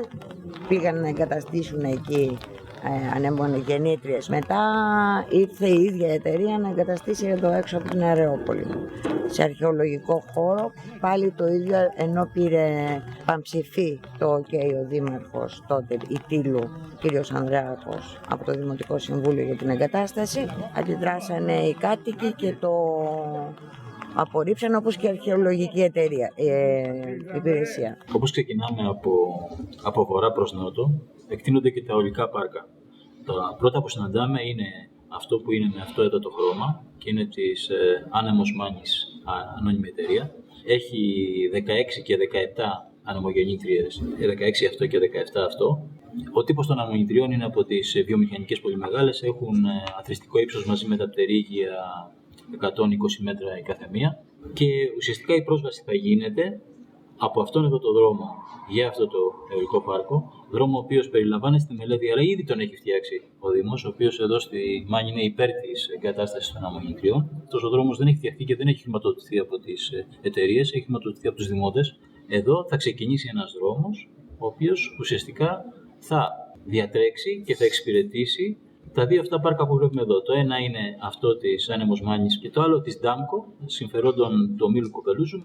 Η Μάνη είναι η μέσα Μάνη, ειδικά που έχουν αδειοδοτηθεί αυτές οι ανεμογεννήτριες. Είναι μια μικρή περιοχή, 35 χιλιόμετρα μήκος και 10-12 χιλιόμετρα πλάτος. Έχει 96 από τους 118 παραδοσιακούς οικισμούς της Πελοποννήσου. Είναι θεσμοθετημένο πέρασμα για αποδημητικά πουλιά, ένα από τα 4 της Ελλάδος. Είναι περιοχή ΖΕΠ, είναι Natura. Είναι. Ακόμα και σπάνια αρπακτικά, αητογερακίνα ας πούμε, είναι 4 ζευγάρια εκεί, τα μοναδικά στην Ευρώπη. Δεν πας εκεί πέρα να βάλεις αιωλικά, ακόμα και αν είναι να λύσεις ένα πρόβλημα που δεν το λύνεις. Ειδικά ο οικισμός Βάθια είναι ένας κηρυγμένος παραδοσιακός οικισμός, μοναδικός και παγκόσμια αναγνωρισμένος, ο οποίος θα απέχει λιγότερο από 1.400 μέτρα. Και για να μπούμε έτσι σε μια κλίμακα μεγέθους, ένας πύργος της Βάθιας έχει διάμετρο η βάση του 5 μέτρα, όσο ακριβώς έχουν και οι πυλώνες. Ο κάθε πυλώνας θα αντιστοιχεί σε ύψος όσο 10 πύργοι, αν τους βάλουμε τον ένα πάνω στον άλλο. Θα βλέπουμε τη Βάθια στεφανωμένη με 10 ανεμογεννήτριες. Πίσω μου εκτείνεται όλη η νότια κορυφογραμμή του Πάρνονα, όλο αυτό που δείχνετε και βλέπετε. Μιλάμε τώρα για την περιοχή της Μονεβάσιας μέχρι κάτω τη μύτη που είναι ο Καβομαλιάς. Βάσει των στοιχείων που έχουμε συλλέξει εδώ και μια δεκαετία τουλάχιστον από τις αιτήσεις που έχουν γίνει από τις εταιρείες αιωλικών πάρκων, όλο αυτό το κομμάτι πρόκειται να εγκατασταθούν ή προτίθεται ή ενδιαφέρονται να εγκαταστήσουν αιωλικά πάρκα. Συνήθως οι εταιρείες που είναι από πίσω είναι λίγο πολύ γνωστές. Δηλαδή ή η Τέρνα θα είναι ή κάποια εταιρεία του Μπόμπολα θα είναι. Άλλο αν ξεκινάνε με κάποιους περίεργους τύπους απρόσωπους και κάποιες εταιρείες του ενός ατόμου κλπ. Στο τέλος όλοι καταλήγουν σε αυτές τις δύο. Δηλαδή είναι ένας επιχειρηματίας ο οποίος δεν προτίθεται να βάλει χρήματα, αλλά θα πάρει τις επιδοτήσεις, θα επιδοτηθεί από το ελληνικό κράτος για να καταστρέψει τη φύση. Είναι τόσο απλό. Μέχρι αυτή τη στιγμή στην δική μας την περιοχή των Βαντίκων της Νεάπολης, δεν έχει εγκατασταθεί καμία ανεμογεννήτρια. Σε αντίθεση με την περιοχή των Μολάων που ήδη έχουν εγκατασταθεί 3 αιωλικά πάρκα και του Ζάρακα που είναι ήδη υπό εγκατάσταση κάποιες μονάδες. Και αυτό οφείλεται στο γεγονός ότι για να λειτουργήσουν οι αιωλικοί σταθμοί απαιτείται δίκτυο μεταφοράς. Το οποίο δίκτυο μεταφοράς αυτή τη στιγμή δεν υφίσταται. Υπάρχει το δίκτυο μεταφοράς το οποίο τελείωσε πριν λίγα χρόνια, το γνωστό Άστρος Μολάη, έχει σταματήσει στους Μολάους. Αυτό διευκόλυνε την ανάπτυξη των αιωλικών σταθμών που ήδη έχουν εγκατασταθεί στους Μολάους. Προβλέπεται όμως από την μελέτη ανάπτυξης του συστήματος μεταφοράς του ΔΕΣΜΙΕ, ήδη προβλεπόταν από το 2006-2007 με πρόβλεψη το 2010, η επέκταση του δικτύου μεταφοράς από τους Μολάους μέχρι τη Νεάπολη σε έναν υποσταθμό για τον οποίο από τη ΔΕΗ υπήρχαν διαδικασίες και εξελίξεις. Συγκεκριμένα η ΔΕΗ αγόρασε από ιδιώτη μια έκταση 14 στρεμμάτων, από το δασαρχείο τελικά κρίθηκαν ως ιδιωτικά τα 6 στρέμματα. Είναι στην περιοχή Μανολαριάνικα και εκεί προβλέπεται η εγκατάσταση ενός υποσταθμού ισχύως 150.000 βολτ και στον οποίο υποσταθμό θα καταλήξει η επέκταση του δικτύου μεταφοράς υψηλής τάσης από τους Μολάους και θα είναι ένα δίκτυο μεταφοράς διπλού κυκλώματος. Ποιος κρατάει έξω από τις ανανεώσιμες πηγές ενέργειας την Deutsche Eolia, κύριε Σαμαρά? 6 αιτήσεις έχει κάνει η συγκεκριμένη εταιρεία, γερμανική κιόλας. 6 αιτήσεις για επενδύσεις για ανανεώσιμες πηγές ενέργειας στην Ελλάδα. Μιλάμε για επενδύσεις με εγγυημένη χρηματοδότηση από την Deutsche Bank. Σας καταθέτω στα πρακτικά και την επιστολή με την υπογραφή του Προέδρου της Deutsche Bank, του κ. Άκερμαν, από τον Νοέμβριο του 2011, που λέει ότι είναι έτοιμη να χρηματοδοτήσει και έχει το 35% της επένδυσης, 14 εκατομμύρια ευρώ, αλλά άδεια δεν παίρνουν. Γιατί? Διότι όλα αυτά τα χρόνια οι άδειες για τις ανανεώσιμες πηγές ενέργειας πήγανε στους κολλητούς και στους διαπλεκόμενους. Αυτοί είναι που διώχνουν τους επενδυτές, κύριε Σαμαρά. Οι κολλητοί και οι διαπλεκόμενοι των προηγούμενων και των τωρινών επενδύσεων. Να πως χάνονται οι επενδύσεις. Ήταν τυχαία η παρέμβαση του κυρίου Αλέξη Τσίπρα το 2013 υπέρ της Deutsche Eolia? Η Deutsche Eolia συνιδρύθηκε το 2007 από την Deutsche Bank και την Alpha Grisin Infotech. βασικός μέτοχος της οποίας είναι η Indracom Κατασκευές του ομίλου Κόκαλη. Μέλος του Διοικητικού Συμβουλίου της Αλφα Γκρίσιν είναι ο στενός συνεργάτης του κυρίου Κόκαλη, ο κύριος Δημήτρης Κλώνης. Ο κύριος Κλώνης είναι επίσης πρόεδρος ή αντιπρόεδρος ή διευθύνων σύμβουλος πολλών εταιριών του ομίλου Κόκαλη και κυρίως πρόεδρος της Indracom Defense Electronics αμυντικών συστημάτων με πολλά πακέτα συνεργασίας με το Υπουργείο Άμυνας. Μέλος του Διοικητικού Συμβουλίου της Αλφα Γκρίσιν είναι επίσης ο κύριος Καπενεκάκης, νυν αντιπρόεδρος της Deutsche Aeolia. Βασικός μέτοχος της Αλφα Γκρίσιν και πρόεδρος της μέχρι το 2013 είναι και ο κύριος Νικόλαος Κακούσιος, νυν πρόεδρος της εταιρείας Ανακύκλωσης Συσκευών που είναι θυγατρική της Αλφα Γκρίσιν. Τα γραφεία της εταιρείας Ανακύκλωσης Συσκευών βρίσκονται στο κτίριο του κυρίου Ηλία Καμένου, πατέρα του κυρίου Πάνου Καμένου, νυν Υπουργού Άμυνας και Προέδρου των Ανεξαρτήτων Ελλήνων. Στις 5 Φεβρουαρίου του 2015, 10 μέρες μετά τις εκλογές του Ιανουαρίου και το σχηματισμό της συγκυβέρνησης ΣΥΡΙΖΑ Ανεξαρτήτων Ελλήνων, η Ρυθμιστική Αρχή Ενέργειας χορήγησε στην Deutsche Aeolia την πρώτη άδεια παραγωγής ηλεκτρικής ενέργειας που αφορούσε εγκαταστάσεις ανεμογεννητριών σε περιοχή όπου το δίκτυο είχε ήδη χαρακτηριστεί κορεσμένο.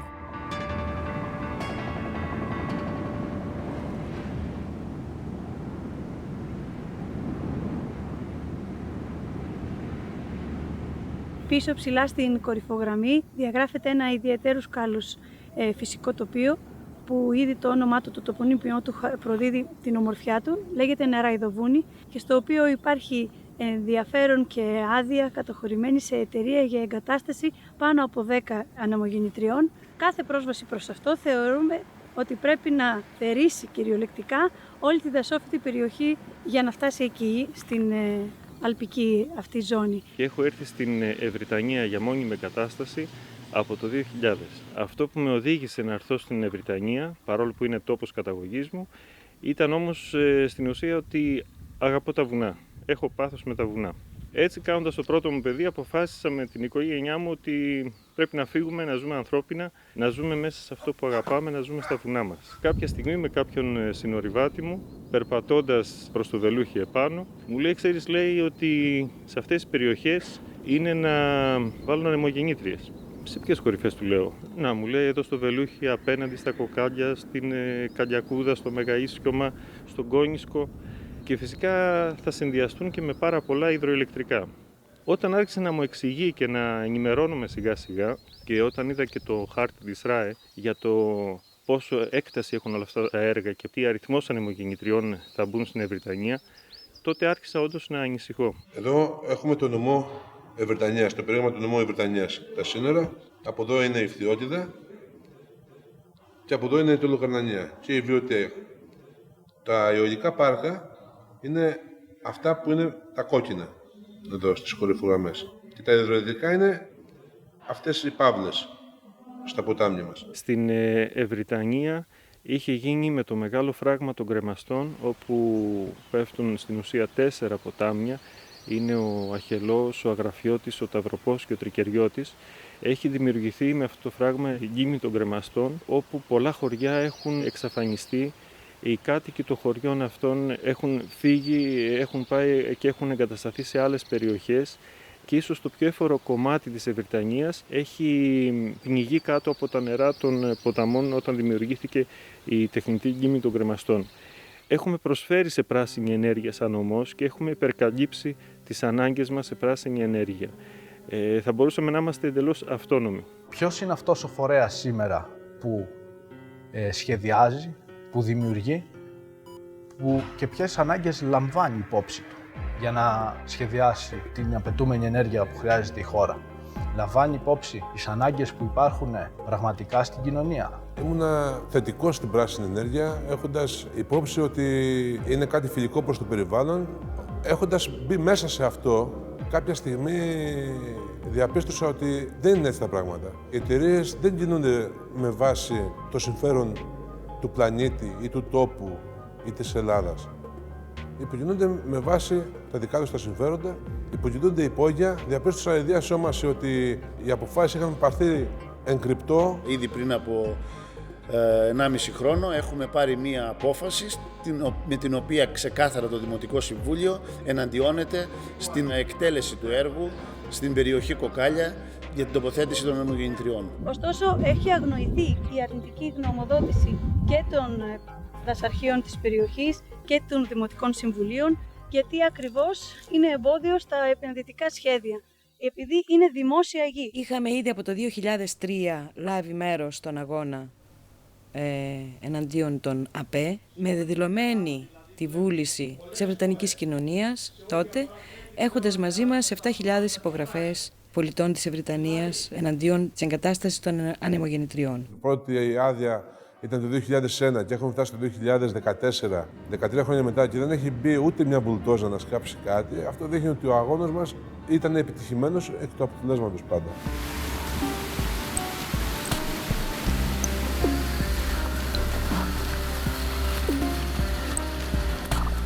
Η πράσινη διακεκομένη γραμμή που πάει έτσι εδώ, είναι τα όρια της Natura. Αυτά του Μπόμπολα που είχαν ανακοινωθεί κιόλας ότι θα ήταν υποεγκατάσταση, η 16, αυτό το κομμάτι είναι μέσα, του Μυτιληναίου, συγγνώμη, είναι μέσα στην περιοχή Natura. Τούτα δε του Μπόμπολα είναι όλα μέσα στην Natura και σε δασική, πυκνά δασική έκταση, γιατί το όριο της Natura πάει από εδώ. Να το. Φαίνεται, να, η διακεκομένη πράσινη γραμμή. Το κομμάτι είναι αποκλειστικά μέσα στην Natura. Δηλαδή μόνο με αυτό και με το ότι αποφασίστηκαν όλα αυτά επί Καποτιστριακών Δήμων, όταν αποφασίζαν πολύ μικρά δημοτικά συμβούλια, δηλαδή ένα δημοτικό συμβούλιο ενός τόσο μικρού δήμου με κέντρο την Ανατολή, αποφάσισε στην ουσία για όλον τον νότιο, κεντρικό και νότιο Κίσαβο. Εδώ είναι μια προειδοποιητική επιστολή της Ευρωπαϊκής Ένωσης κατόπιν καταγγελιών που έχουν γίνει από πολλές περιοχές. Ερευνά το ζήτημα αυτό και επισημαίνει στο τέλος ως συμπέρασμα παραβίαση εκ μέρους της ελληνικής δημοκρατίας, οδηγιών που έχουν σχέση με την εκτίμηση των περιβαλλοντικών επιπτώσεων, ότι δεν υπέβαλε το στρατηγικό χωροταξικό σχέδιο των ΑΠΕ στη διαδικασία δέουσας εκτίμησης των επιπτώσεων στις περιοχές Natura. Θα υπάρξουν πολλά προβλήματα στο περιβάλλον με την εγκατάσταση αυτή, γιατί θα υπάρχει τόνος τσιμέντου, θα ανοίξουν ένα παρθένο δάσος για να περάσουν τεράστια μηχανήματα για να γίνει η εγκατάσταση αυτών των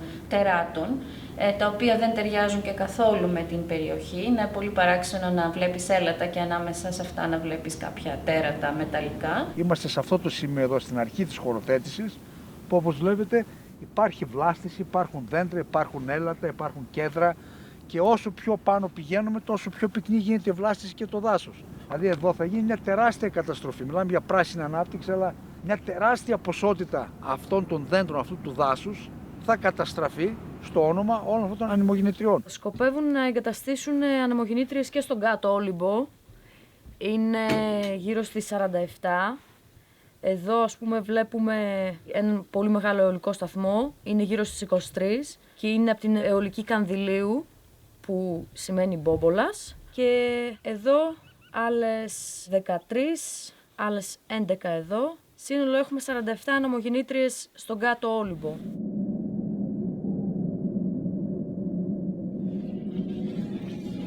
Η συγκεκριμένη κορυφή καταρχήν είναι η πιο επισκέψιμη των πιερίων εδώ, από τη μεριά της Άνω Μιλιάς.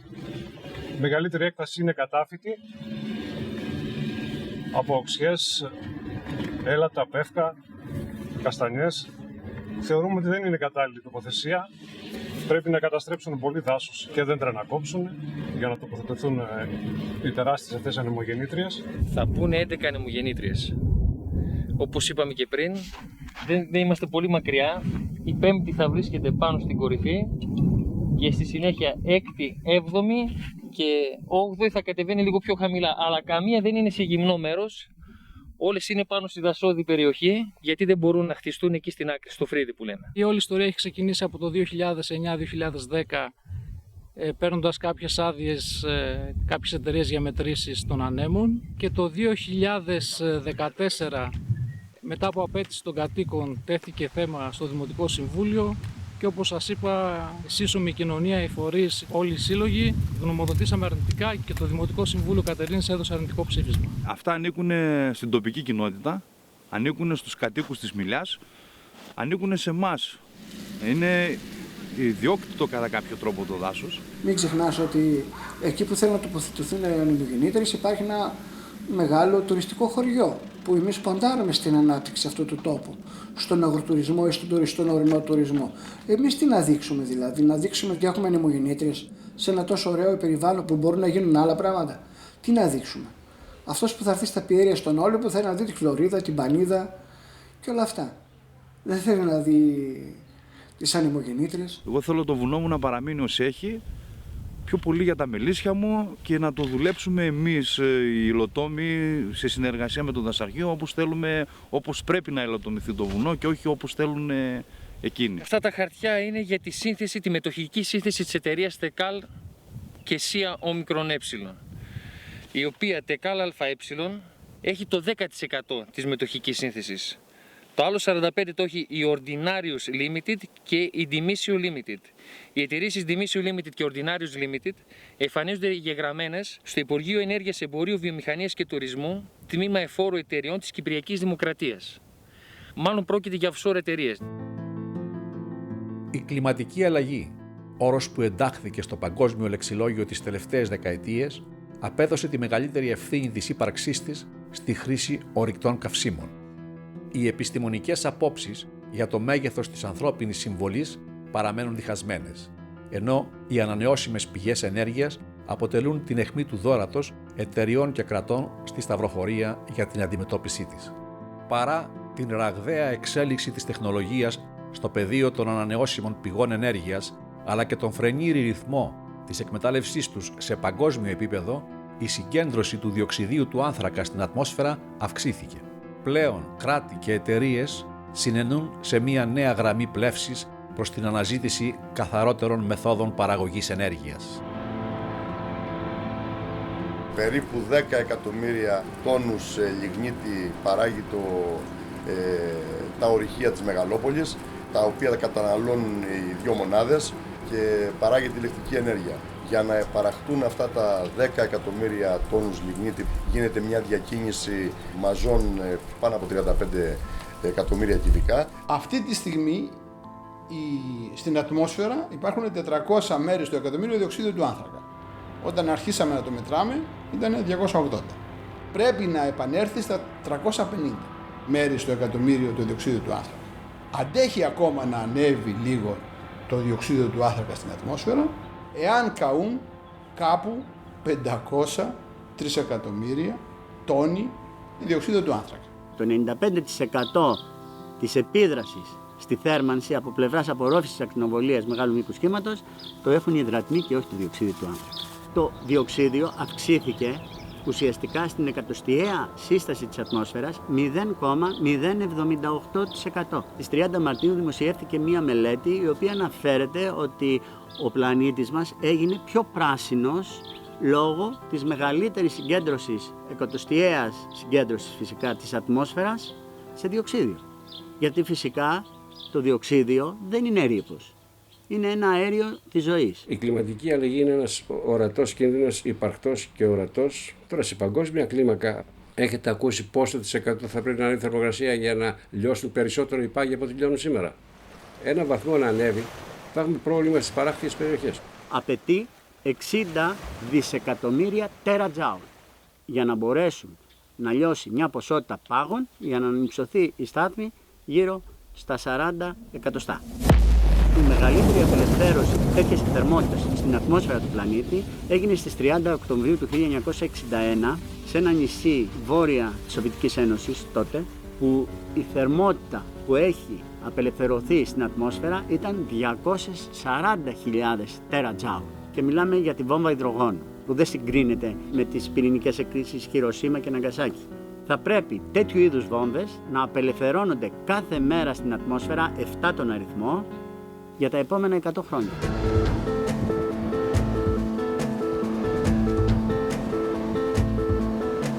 Το βασικό τους μέλημα δεν είναι ούτε ο άνεμος και η παραγωγή ενέργειας, γιατί το Βέρμιο δεν είναι ένα βουνό το οποίο έχει πολλούς αέριδες, αλλά είναι το ότι είναι πάρα πολύ κοντά στο δίκτυο που παράγεται το 60, 70 ή 80% της ηλεκτρικής ενέργειας της Ελλάδος και στο οποίο θα απορροφήσουν όλη αυτή την ενέργεια από τις ανεμογεννήτριες για να διοχετεύουν κατευθείαν το ρεύμα στο δίκτυο της Ελλάδος.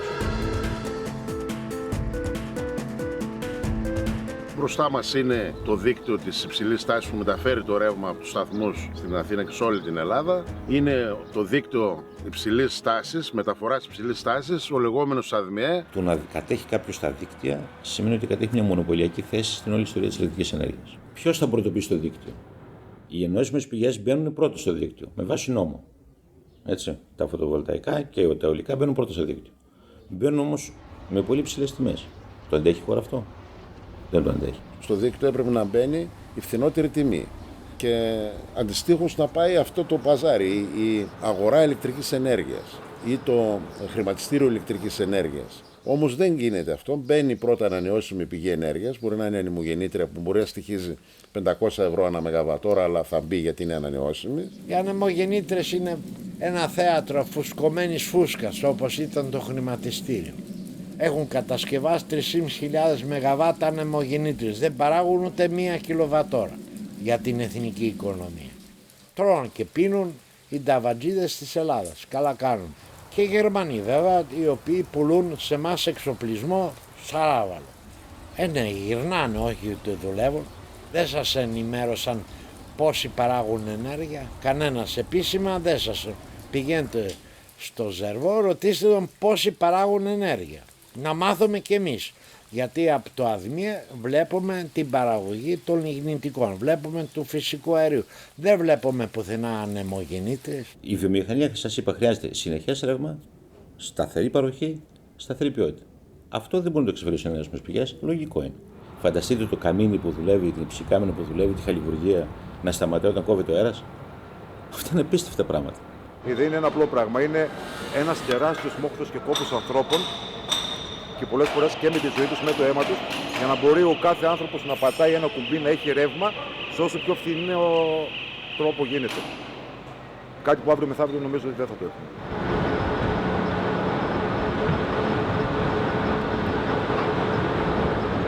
Η παραγωγή από πάγιο εξοπλισμό στο ορυχείο καρδιάς φτάνει το 30%. Το άλλο όλο εξορίσσεται με εμβόλυμες καταστάσεις από εργολάβους, από φορτηγά και από τσάπες, τα οποία ρυπαίνουν, τα οποία πετάνε το μισό λιγνίτη, γίνεται με ληστρικό τρόπο η εκμετάλλευση. Η περιοχή εδώ υποφέρει από την τέφρα και από την καύση του λιγνίτη που γίνεται από αυτανάφλεξη και παράγει μονοξίδιο του άνθρακα. Επίσης παράγει διοξίδιο του θείου, του αζότου. Αυτά είναι δηλητήρια που τα τρώει άμεσα ο κόσμος της περιοχής. Η χρήση του λιγνίτη στην ηλεκτροπαραγωγή έχει πάρα πολλές επιπτώσεις σε πολλά επίπεδα. Καταρχήν, πέρα από την καταστροφή του τοπίου, υπάρχει κατασπατάληση του νερού. Αν σκεφτεί κανείς τους πύργους ψήξης της ΔΕΗ, μιλάμε για μια κατανάλωση 5.500 κυβικά μέτρα την ώρα. Είναι ένα τεράστιο νούμερο. Οι μονάδες που είναι προγραμματισμένες να κλείσουν είναι ο Αΐστος Λιμαΐδος. 4 μονάδες έχει, 2 έκλεισαν. Θα κλείσουν και οι άλλες 2 και θα θέλαμε και περιμένουμε να γίνει αντικατάσταση από την μονάδα 5 του Αΐστου Λιμαΐδος που θα κατασκευαστεί, αν και πότε κατασκευαστεί. Σχεδιάζεται αυτή τη στιγμή μια νέα λιγνητική μονάδα, είναι κάτι το οποίο θεωρούμε ολέθριο. Εάν δει κανείς όλα τα δεδομένα, η Ελλάδα έχει προοπτική πραγματικά να πάει σε μια λογική phase out της λιγνητικής ηλεκτροπαραγωγής. Αυτό που χαλάει αυτή την προοπτική είναι ο σχεδιασμός της νέας μονάδας Πτολεμαΐδας 5 και της Μελίτης 2. Κοιτάξτε, εάν κλείσουν βία τα ορυχεία, αυτό θα είναι ένα περιβαλλοντικό έγκλημα. Γιατί με την πρόοδο της λειτουργίας των ορυχείων δημιουργούνται τελικές επιφάνειες, οι οποίες σιγά σιγά αποκαθίστανται. Εάν κλείσεις, σημαίνει ότι ένας τεράστιος εξοπλισμός θα γίνει παλιοσίδερα. Ένα κοίτασμα με ανοιχτά πλανή θα μένει εκτεθειμένο σε ατμοσφαιρικό αέρα, με αποτέλεσμα να έχουμε το φαινόμενο της αυτανάφλεξης, με αποτέλεσμα να έχουμε την ατελή καύση του άνθρακα, άρα μονοξίδιο του άνθρακα. Δεν υπάρχει πιο μεγάλο περιβαλλοντικό έγκλημα από το να κλείσει ένα ορυχείο ποτέ. Τις μονάδες και στα ορυχεία, εργαζόμενοι που είναι τακτικοί, έκτακτοι και εργαζόμενοι σε εργολάβο είναι περίπου στις 10.000. Θα φύγουν οι περισσότεροι από αυτούς σε μια περιοχή που ήδη είναι πρωταθλήτρια στην Ελλάδα στην ανεργία και πρωταθλήτρια Ευρώπη στην ανεργία των νέων. Δεν θα είναι μόνο ας πούμε ότι θα φύγουν 7.000 άτομα, θα φύγουν άλλοι τόσοι από την δραστηριότητα της ΔΕΗ έξω. Σήμερα ο λιγνίτης έχει ξεπεράσει σε τιμή κόστος την παραγωγή του φυσικού αερίου. Να τα αυτά, όλα τα χωράφια που βλέπετε εδώ πέρα, 370.000 στρέμματα γης είναι καταστραμμένα για την κοινωνία. Αυτά όλα περάσαν στο κοστολόγιο των εγγονών μου και εγγονών σας. Γιατί κάποιος θα πρέπει να το αποκαταστήσει αυτό.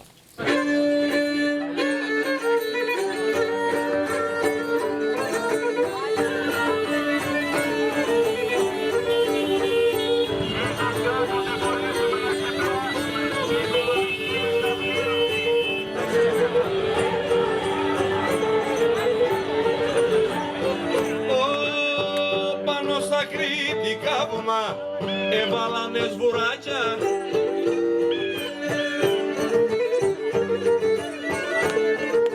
Να μη σερώνουν τζαετούς, βιτσίλες και γεράκια. Ο Θεός να μην το κάνει να συμβεί αυτό το πράγμα στον τόπο μας. Ο Θεός να μην αφήσει. Αυτά τα μάξια που είχαν απάνω τα φτεράκια τα κουβαλιούσανε χειρότερα από το χάρο. Ο χάρος δεν είναι τόσο φοβερός. Γιατί έρχεται μια φορά στο κάτω-κάτω της γραφής που λέει ο Νίτσε, αλλά αυτό το πράγμα είναι ένα ευσεβόνιος φόβος. Εγώ είδα το ζούπι και πετούσε και την ύφαγε, το φτερό του πέσε κάτω στην ανεμογεννήτρια και σαν να την ύφαγα εγώ, σαν να χτυπήσανε εμένα. Χειρότερα.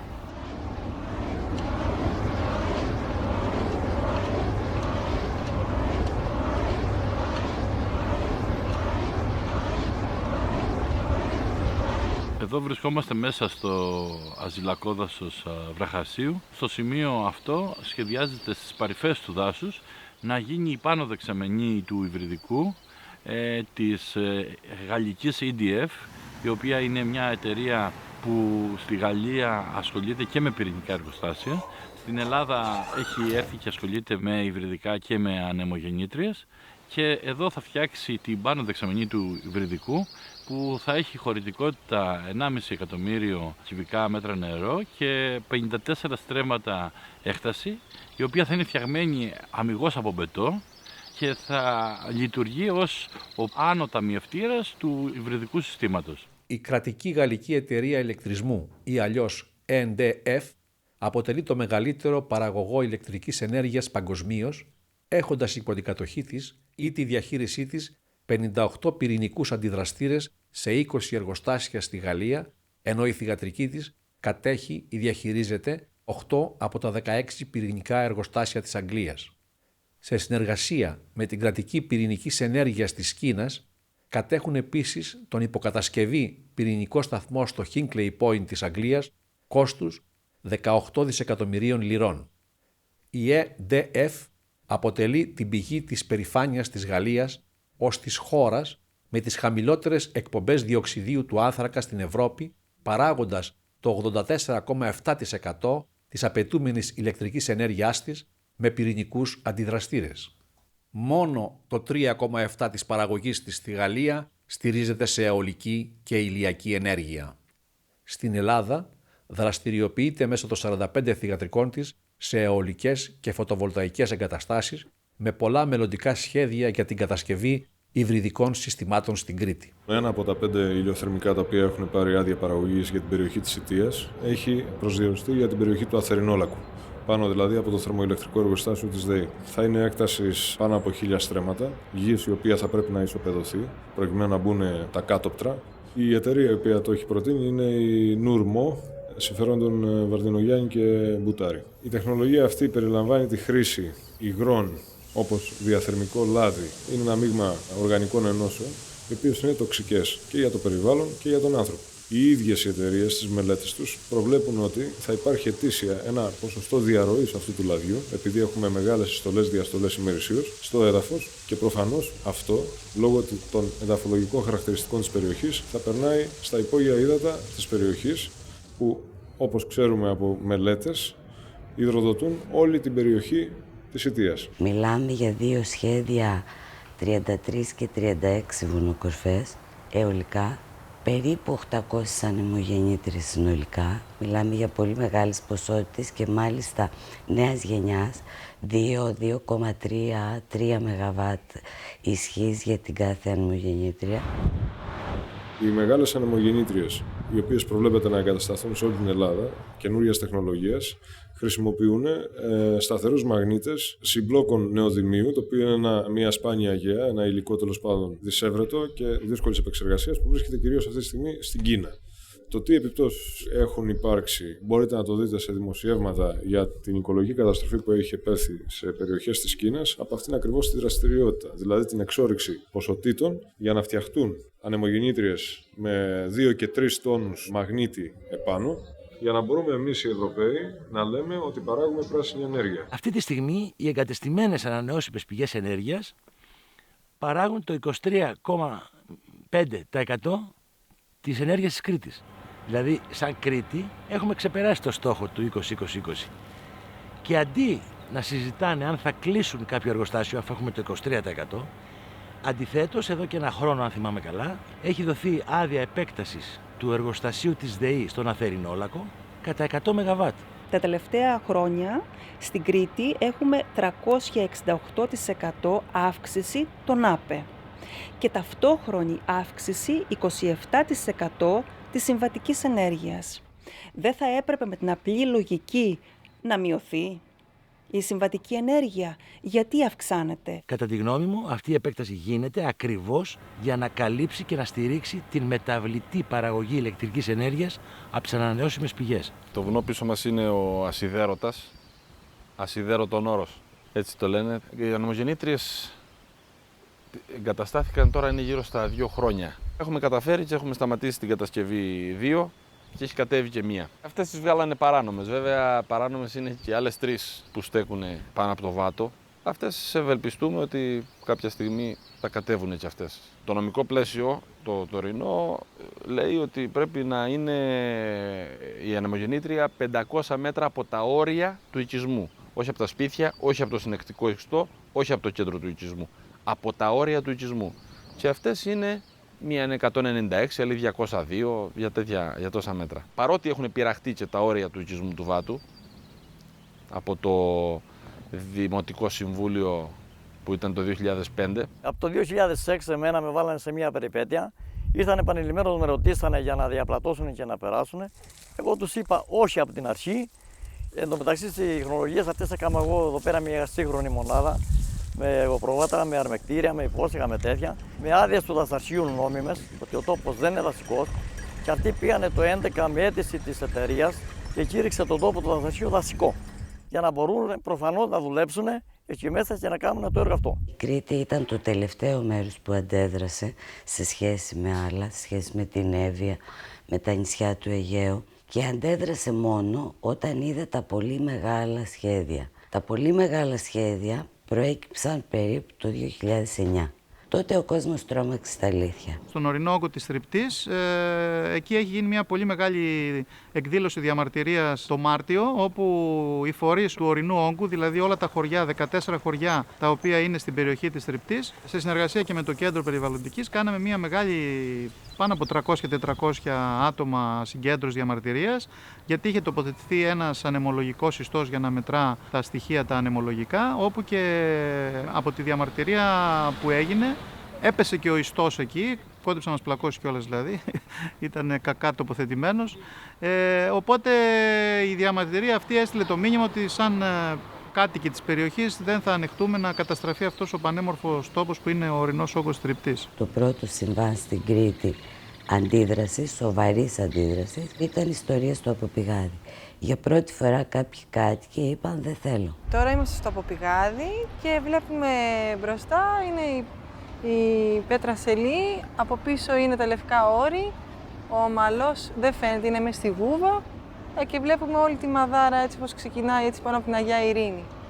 Από το Φαράγγι, το Ψηλάφι, ο Γκίγγυλος και μετά τα υπόλοιπα. Είμαστε κάτω από το λεγόμενο υλικό πάρκο, έτσι το λένε, που είναι στη πέτρα σελή. Αυτή είναι η πρώτη εισβολή που μπήκανε στην περιοχή. Δεν ξέραν οι άνθρωποι τι ακριβώς είναι και τι παίζεται και μάλλον ευνηδιαστήκανε και έγιναν χωρίς αντίδραση. Η εταιρεία που ανέλαβε το έργο ήταν μια θυγατρική της EDF. Από το 2008-2009 ήρθε στην περιοχή και τους έπιασε τον ύπνο. Χρησιμοποιώντας την έλλειψη κτηματολογίου από μεριάς του δασαρχείου, βρήκε χωράφια τα οποία της ταιριάζανε όσον αφορά το υψόμετρο κτλ. Στην περιοχή από Πηγάδι και τα πήρε με άνεση, χωρίς ουσιαστικά οι κάτοχοί τους που είχαν χαρτιά από την εποχή των Οθωμανών ακόμα να έχουν πάρει χαμπάρι τι συμβαίνει. Αν εγώ θέλω να κάνω αποχαρακτηρισμό σε ένα χωράφι δικό μου, πρέπει να πάω τοπογραφικό και συμβόλαιο οπωσδήποτε, ότι είναι δικό μου. Αλλιώς δεν μου κάνει χαρακτηρισμό. Και θα περιμένω και 2 χρόνια. Αυτοί σε ξένα χωράφια παίρνουν σε 15 μέρες, το πολύ σε ένα μήνα, την άδεια, το χαρακτηρισμό, τα χαρακτηρίζει το κράτος δασικά, άρα κρατικά, το δημοσιεύει σε μια εφημερίδα, κατά κανόνα μηδενικής κυκλοφορίας, για να είναι καλυμμένη τυπικά. Έχει ένα περιθώριο 1 μήνα να κάνει έσταση, δεν το μαθαίνει κανείς. Παίζει μια τεράστια υπόθεση ιστορία λαδώματος από υπουργεία μέχρι δασαρχεία, τοπικά δασαρχεία και επιτροπές περιβάλλοντος του κατατόπους νομαρχίας ή δήμου, δεν ξέρω πού αλλού είναι. Η εντολή είναι ότι υπογράψτε τα πάντα. Υπάρχει μια πλήρης ομερτά όλων αυτών.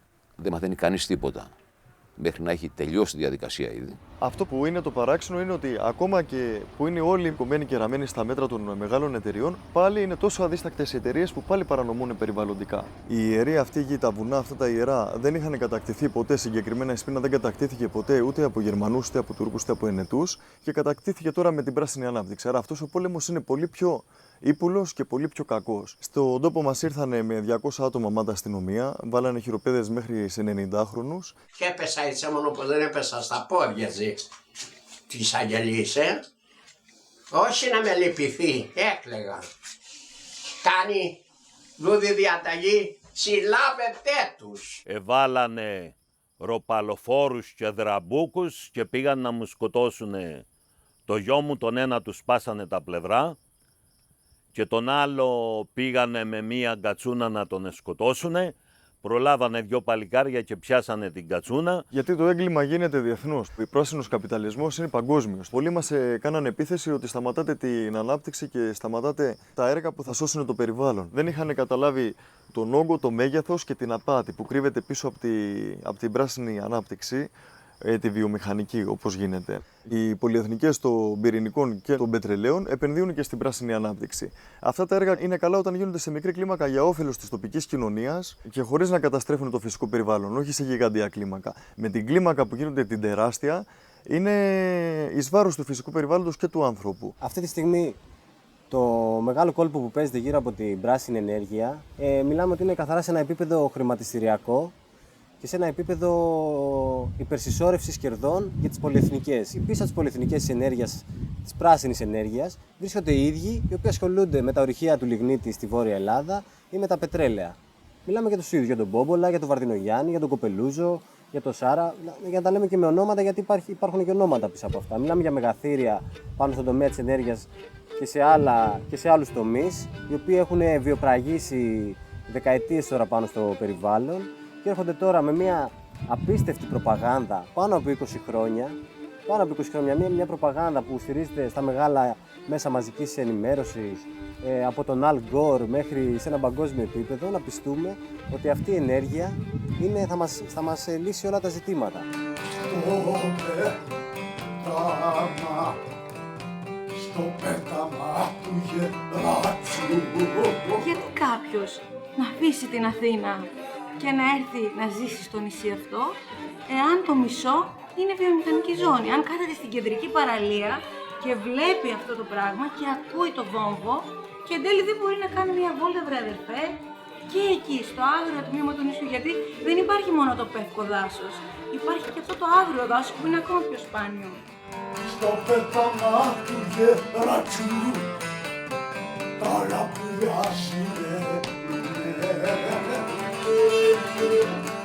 όπα τα λαπουλιά. Η γη αυτή στα παιδιά μας. Κάποιοι άνθρωποι προγόνοι μας αγωνίστηκαν για την ελευθερία. Τα παιδιά μας δεν αξίζουν να αγωνιστούμε κι εμείς κάπως για τη δική τους την ελευθερία. Ήδη τους παραδίδουμε ένα κράτος φαλιμένο, φαλιρισμένο, μνημονιακές πολιτικές, ένα μέλλον αβέβαιο, έτσι. Λοιπόν, τουλάχιστον ας παρδώσουμε το περιβάλλον να είναι καθαρό, τα βουνά μας να είναι καθαρά, τα νερά μας. Γιατί πετούνε χαμηλά, αφέντε κι άφησε. Όταν ανεβαίνεις στο βουνό βλέπεις τα πάντα. Νιώθεις σαν να είσαι αητός. Λες πως μόνο εγώ είμαι και κανένας άλλος.